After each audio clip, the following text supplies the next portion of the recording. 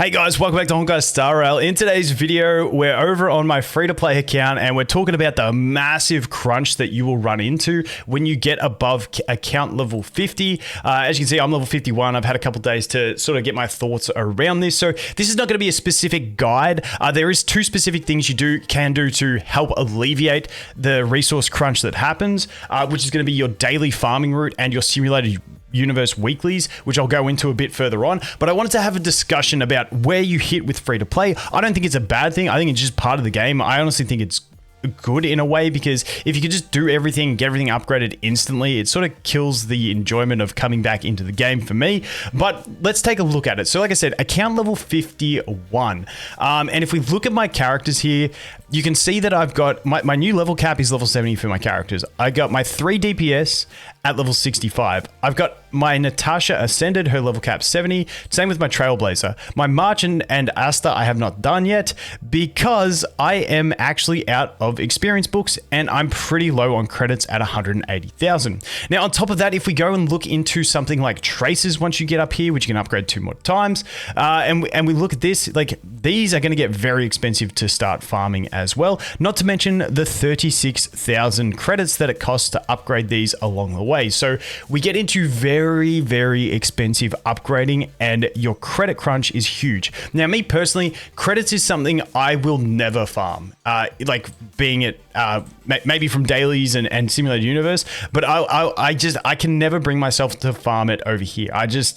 I can't do it. I don't know. Something in me will not let me do it. It's a principle. I'm hoping events will give you a bunch more credits, so I'm holding out. I'm not going to do that. But in general, the other reason I say that this is a big issue for free-to-play, and it will affect every player in the game to different extents, but for free-to-play, you don't have the Battle Pass. The Battle Pass is amazing for these resources. So when people always ask me, like, what's the best value thing in the game? I always just say for progression early on, it's the Battle Pass. For summons, it's the monthly pack. Those are the 2 good value packs, and if you're looking at one of them, that's the way I normally judge it. But like I said, without all these extra resources from the Battle Pass, free-to-play, the crunch is going to be felt a lot more because you just don't have that bonus that you could get. Now, like I said, the 2 things you can do to alleviate this resource is going through the map every day and killing every enemy in the map. That will give you some credits. It will also give you experience. So don't go leveling. If you're going to do this, don't go leveling your characters to the max level of their range. Leave it low so that they can gain that experience through combat. Otherwise, you're wasting that experience you could do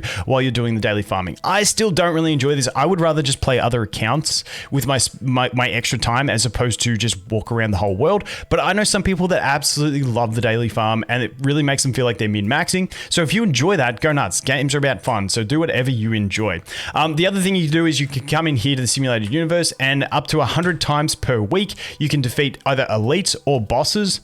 Thank you. You can defeat either elites or bosses up to 100 times per week and get those additional drops, which are these ones here, which is relic upgrade material credits and then also some ascension materials. Now, for me personally, I would rather do the simulated universe one over the other one, the daily farming route. But what I'm also going to do is I'm going to start spending my stamina in here as well so that it doesn't feel like I'm doing it pointlessly. So that's sort of what I'm going to do. Now, if we look towards what I actually did, because yes, the way you spend your level 40 to 50 can impact the amount of resources you have here. So the entire time for me from level 40 to 50, and I'm not telling you what you should do, I farmed gear. Now, I would love to see statistics on the efficiency. If it was mathematically more efficient to say farm gear from 40 to 50 and then trace materials from 50 to 60 and then back to gear from 60 to 65, I would love to see those statistics, but we don't know we know the gear drop rates. It goes from one guaranteed 5-star to 1.5 being 50% of the time you'll get a second one. And then it goes up to 2. I'm pretty sure it will be. We haven't got there yet, but that's what I'm assuming. Whereas trace material is a bit more gray because we don't know exact drop rates. But if they do both increase at the exact same rate as you go up levels, then I don't see it really mattering what one you do. Now, the thing that will impact what you want to do will be sort of something like where your account's at and what you want to push. So if we go over here to the Forgotten Hall into the Chaos Memory, or Memory of Chaos, if you will. Now, if you're your account is at a point where you have the units where you can really push this and you feel like you can get that extra gem income with your characters like level 60 or 70, then I would go nuts. For me personally, when we look at this account, I still don't have an 8th unit that I want to level. I'm waiting for the Jing banner to get myself a Ting or a Sushang that I will then level. Besides that, I'll come here and I will spend hours in here like just trying to beat this with what I have because I find that fun. But if you don't find that fun, feel zero pressure to do this because you're not really getting anything out of it unless you can start clearing it with stars because you have the good units to do it. Otherwise, you can wait to level 70, 80, and then you'll be able to, push it a bit better.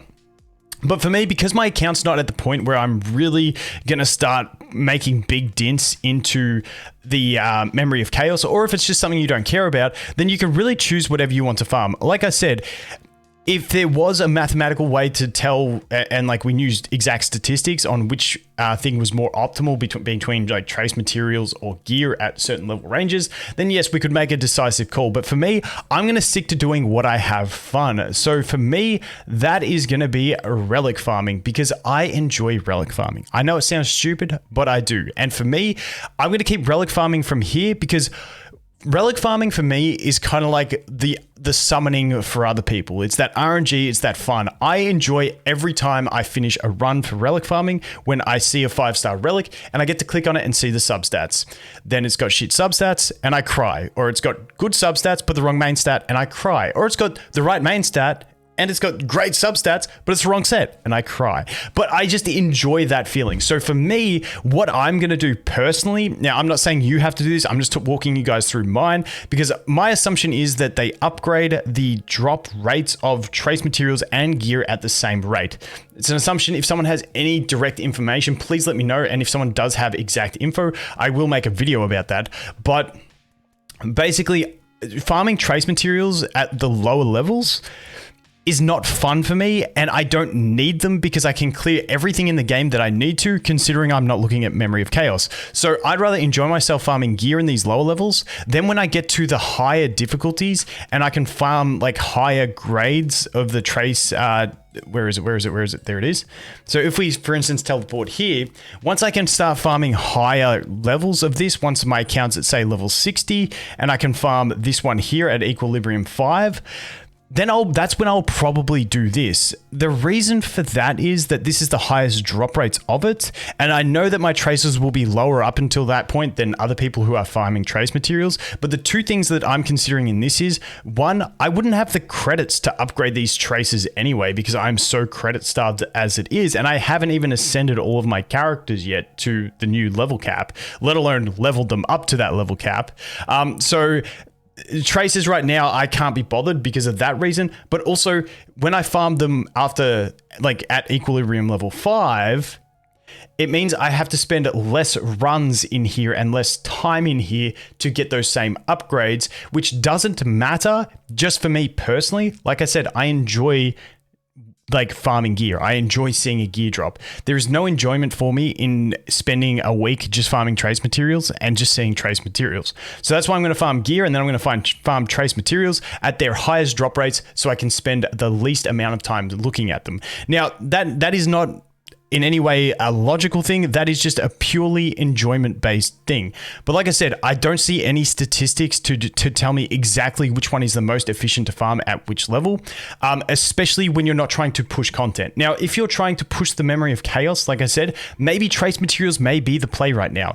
I don't know.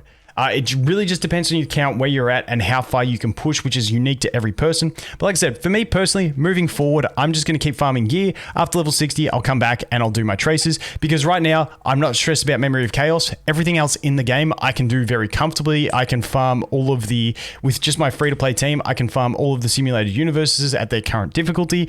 I can do everything I need to do in the game. So there's no rush for me personally. But like I said, it will change from person to person. I just wanted to give you guys a look at what free-to-play is sort of going to look like. But keeping in mind, even if you are a paid player, you are going to hit a similar crunch. You're just maybe going to have a bit more resources to level up a few more characters and stuff like that. But eventually you will get tapped pretty quick. But hey, The game's only been out for 2 weeks. If we could get everything done instantly, probably wouldn't be as fun to log into the game. So that is where we're at. Like I said, not telling you exactly what you should do. That's just my thoughts. But the only two things that you can do to alleviate this resource crunch is that daily farming route and also the simulated universe 100 boss grind per week.